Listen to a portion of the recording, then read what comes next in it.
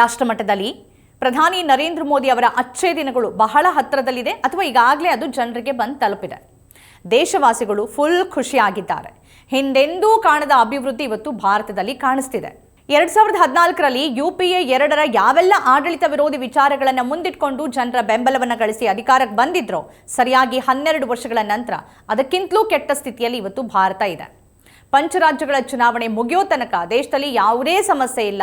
ಯುದ್ಧ ಬರಲಿ ಮತ್ತಿನ್ನೇನೇ ಬರಲಿ, ನರೇಂದ್ರ ಮೋದಿ ಇರೋ ತನಕ ದೇಶವಾಸಿಗಳು ಹೆದರಬೇಕಿಲ್ಲ, ಬೆಲೆ ಏರಿಕೆ ಇಲ್ಲ ಅಂತ ಬೊಬ್ಬೆ ಹಾಕಿದ್ದ ಬಿಜೆಪಿ ನಾಯಕರಿಗೆ ಈಗ ಮುಟ್ಟಿ ನೋಡಿಕೊಳ್ಳುವಂತೆ ಪ್ರಧಾನಿ ನರೇಂದ್ರ ಮೋದಿ ದೇಶವಾಸಿಗಳಿಗೆ ಮಿತವ್ಯಯದ ಪಾಠ ಮಾಡಿದ್ದಾರೆ. ಯಾವುದೇ ತೀರ್ಮಾನವನ್ನು ತಕ್ಷಣಕ್ಕೆ ತೆಗೆದುಕೊಂಡ್ರೆ ಜನರಿಗೆ ಆಘಾತ ಆಗುತ್ತೆ.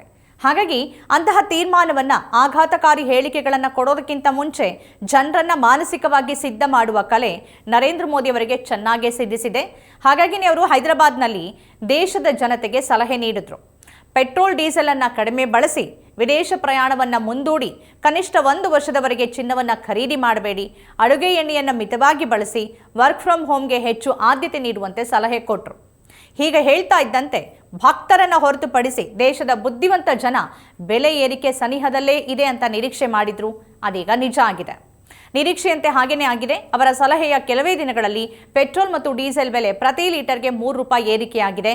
ಇದು ಅಗತ್ಯ ವಸ್ತುಗಳ ಮೇಲಿನ ಬೆಲೆ ಏರಿಕೆಗೆ ನೇರ ಕಾರಣ ಆಗಿದೆ. ಹೋಟೆಲ್ನಲ್ಲಿ ತಿಂಡಿ ತಿನಿಸುಗಳು ಬೆಲೆ ಏರಿಕೆಯಾಗಿದೆ. ಬಸ್ ಪ್ರಯಾಣ ದರ ಏರಿಕೆಯಾಗಿದೆ. ಶಾಲಾ ವಾಹನಗಳ ಬೆಲೆ ಕೂಡ ಏರಿಕೆಯಾಗಿದೆ. ಸರ್ಕಾರದ ಈ ತೀರ್ಮಾನಕ್ಕೆ ಜನಸಾಮಾನ್ಯರು ಆಕ್ರೋಶವನ್ನು ವ್ಯಕ್ತಪಡಿಸಿದ್ದಾರೆ.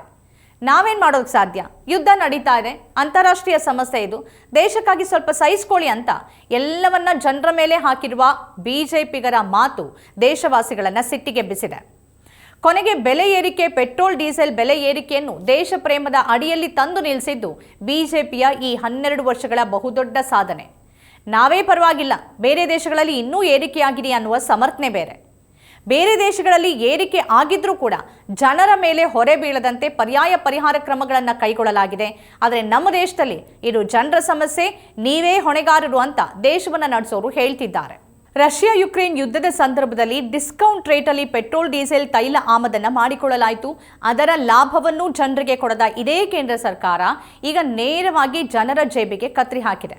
ಅದರ ಜೊತೆ ಚಿನ್ನ ಪ್ರಿಯರಿಗೆ ಮತ್ತೊಂದು ವರ್ಷ ಅಂದರೆ ಇನ್ನೊಂದು ವರ್ಷ ಚಿನ್ನವನ್ನೇ ಖರೀದಿ ಮಾಡಬೇಡಿ ಅಂತ ಚಿನ್ನದ ಮೇಲಿನ ಆಮದು ಸುಂಕವನ್ನು %15ಕ್ಕೆ ಹೆಚ್ಚಿಸಲಾಗಿದೆ. ಇವೆಲ್ಲವನ್ನ ಅಚ್ಚೇ ದಿನ್ ಅಂತ ಕರೀದೇ ಇದ್ರೆ ಹೇಗೆ ಹೇಳಿ?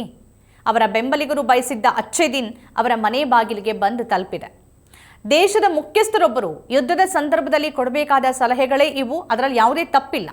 ಆದರೆ ಯುದ್ಧ ಆರಂಭ ಆಗಿ 2 ತಿಂಗಳು ಯಾವುದೇ ಸಮಸ್ಯೆ ಇಲ್ಲ, ದೇಶವಾಸಿಗಳು ಆತಂಕ ಪಡಬೇಕಿಲ್ಲ ಅಂತ ಸುಳ್ಳು ಹೇಳ್ತಾನೆ ಬಂದು ಇದ್ದಕ್ಕಿದ್ದಂತೆ ಚುನಾವಣೆ ಮುಗಿದು ಅಧಿಕಾರಕ್ಕೆ ಬಂದ ನಂತರ ಜನರಿಗೆ ಈ ರೀತಿ ಶಾಕ್ ಕೊಡೋದು ಯಾವ ಜನನಾಯಕನ ಕೆಲಸ ಹೇಳಿ? ಇದು ಪ್ರಧಾನಿ ನರೇಂದ್ರ ಮೋದಿ ಮತ್ತು ಬಿಜೆಪಿ ಮತ್ತು ಕೇಂದ್ರ ಸರ್ಕಾರ ಇಡೀ ದೇಶದ ಜನತೆಗೆ ಮಾಡಿರುವ ದೊಡ್ಡ ದ್ರೋಹ. ನಿಮಗೆ ಯಾವುದೇ ರೀತಿ ತೊಂದರೆ ಆಗೋದಿಲ್ಲ ಅಂತ ನಂಬಿಸಿ ಅವರ ಕತ್ತು ಕೊಯ್ಯಲಾಗಿದೆ. ಜನರಿಗೆ ಸಲಹೆ ನೀಡುವ ಪ್ರಧಾನಿ ಮೋದಿ ಜನರಿಗಾಗಿ ತಾವು ಏನನ್ನ ಮಾಡ್ತಿದ್ದೀವಿ ಅನ್ನೋದನ್ನ ಎಲ್ಲೂ ಮಾತಾಡ್ತಿಲ್ಲ. ಇದು ಒಬ್ಬ ದೇಶದ ನಾಯಕ ನಡೆದುಕೊಳ್ಳೋ ರೀತಿನ. ಬೇರೆ ದೇಶಗಳು ತೈಲ ಬಿಕ್ಕಟ್ಟಿನ ಸಂದರ್ಭದಲ್ಲಿ ಬೇರೆ ರೀತಿಯ ಪರ್ಯಾಯ ಕ್ರಮಗಳನ್ನು ತೆಗೆದುಕೊಳ್ತಿವೆ. ಆದರೆ ಇಲ್ಲಿ ಪ್ರಧಾನಿ ನರೇಂದ್ರ ಮೋದಿ ಅವರು ತಮ್ಮ ಮನದ ಮಾತನ್ನ ಜನರ ಮುಂದಿಟ್ಟು ಸಲಹೆ ನೀಡಿ ಈಗ ವಿದೇಶ ಪ್ರವಾಸದಲ್ಲಿದ್ದಾರೆ. ಈ ದೇಶದ ಬಡ ಮಧ್ಯಮ ಜನರ ಸಂಕಷ್ಟಗಳ ಅರಿವಿದ್ದ ಯಾವುದೇ ಒಬ್ಬ ನಾಯಕ ಈ ರೀತಿ ಮಾತಾಡೋದಕ್ಕೆ ಸಾಧ್ಯನೇ ಇಲ್ಲ. ಈ ರೀತಿಯ ತೀರ್ಮಾನವನ್ನಂತೂ ತೆಗೆದುಕೊಳ್ಳೋದೇ ಇಲ್ಲ. ಈ ನಡುವೆ ಡಾಲರ್ ಎದುರು ರೂಪಾಯಿ ಮೌಲ್ಯ ಸಾರ್ವಕಾಲಿಕ ದಾಖಲೆಯ ಕುಸಿತ ಕಂಡಿದೆ. ₹96 ತಲುಪಿದೆ. ಅಚ್ಚೇ ದಿನ್, ಮೇಕ್ ಇನ್ ಇಂಡಿಯಾ, ಆತ್ಮನಿರ್ಭರ್, ಸ್ವಾವಲಂಬನೆ, ಸ್ವದೇಶಿ ಈ ಥರದ ಪದಗಳ ಮುಖಾಂತರನೇ ರಾಜಕೀಯ ಮಾಡಿ ಅಧಿಕಾರಕ್ಕೆ ಬಂದು ಜನರ ಬೆಂಬಲ ಗಳಿಸಿದ ನರೇಂದ್ರ ಮೋದಿ ಮತ್ತು ಬಿಜೆಪಿ ಯಾವುದನ್ನು ವಾಸ್ತವಕ್ಕೆ ಇಳಿಸಿಲ್ಲ. ಅದರ ಫಲಿತಾಂಶವನ್ನೇ ನಾವಿವತ್ತು ನೋಡ್ತಿದ್ದೀವಿ. ಈ ಬೆಲೆ ಏರಿಕೆ ಕೋಟ್ಯಾಂತರ ಜನರ ಬದುಕಿನ ಮೇಲೆ ನೇರ ಪರಿಣಾಮ ಬೀರಿದೆ.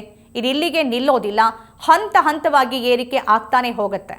ಬಡವರ ಬದುಕು ಇನ್ನೂ ದುಸ್ತರ ಆಗತ್ತೆ. ಭರವಸೆಯನ್ನ ನಂಬಿ, ಮಾತುಗಳನ್ನ, ಪದಪುಂಚಗಳನ್ನ ನಂಬಿ, ಧರ್ಮದ ನಶೆಗೆ ಬಿದ್ದು ಮತ ಹಾಕಿ ಅಧಿಕಾರಕ್ಕೆ ಏರಿಸಿದ ಜನತೆ ಈಗ ಇವೆಲ್ಲವನ್ನ ಅನುಭವಿಸದೆ ಬೇರೆ ದಾರಿ ಇಲ್ಲ. ನರೇಂದ್ರ ಮೋದಿಯವರ ನವ ಭಾರತದಲ್ಲಿ ಬಡವರಿಗೆ ಜಾಗ ಇಲ್ಲ ಅಷ್ಟೇ. ಇವಿಷ್ಟು ಈ ವಾರದ ರಾಜ್ಯ ಮತ್ತು ರಾಷ್ಟ್ರ ಮಟ್ಟದ ಪ್ರಮುಖ ಸುದ್ದಿಗಳು. ಈ ರೀತಿಯ ಬೇರೆ ಬೇರೆ ವಿಶೇಷ ಕಾರ್ಯಕ್ರಮಗಳನ್ನು ತಾವು ನೋಡಬೇಕು ಅಂತಂದ್ರೆ ನಮ್ಮ ಚಾನಲ್ ಸಬ್ಸ್ಕ್ರೈಬ್ ಮಾಡಿ. ನಮಸ್ಕಾರ. ನಮ್ಮ ಕಾರ್ಯಕ್ರಮಗಳನ್ನ ನೀವು ನೋಡ್ತಾ ಇದ್ರೆ ನಮ್ಮ ಚಾನೆಲ್ ಅನ್ನ ಸಬ್ಸ್ಕ್ರೈಬ್ ಮಾಡಿ, ಪಕ್ಕದ ಬೆಲ್ ಐಕಾನ್ ಒತ್ತಿ ನಮ್ಮನ್ನ ಬೆಂಬಲಿಸಿ. ಹಾಗೆ ನಮ್ಮ ಕಾರ್ಯಕ್ರಮಗಳನ್ನ ಲೈಕ್ ಮಾಡಿ, ಕಮೆಂಟ್ ಮಾಡಿ, ಅದನ್ನ ಬೇರೆಯವರಿಗೂ ವಾಟ್ಸ್ಆಪ್ ಮೂಲಕ ಶೇರ್ ಮಾಡಿ. ನೀವು ಹೀಗೆ ಮಾಡಿದಾಗ ನಮ್ಮ ಚಾನೆಲ್ ಮತ್ತಷ್ಟು ಜನರಿಗೆ ತಲುಪಲು ನೀವು ನಮ್ಮೊಂದಿಗೆ ಸಹಕರಿಸಿದ ಹಾಗಾಗುತ್ತೆ. ಇದು ನೀವು ಯಾವುದೇ ಖರ್ಚಿಲ್ಲದೆ ಕೆಲವೇ ಸೆಕೆಂಡುಗಳಲ್ಲಿ ನೀಡಬಹುದಾದ ಸಹಕಾರ. ಧನ್ಯವಾದಗಳು.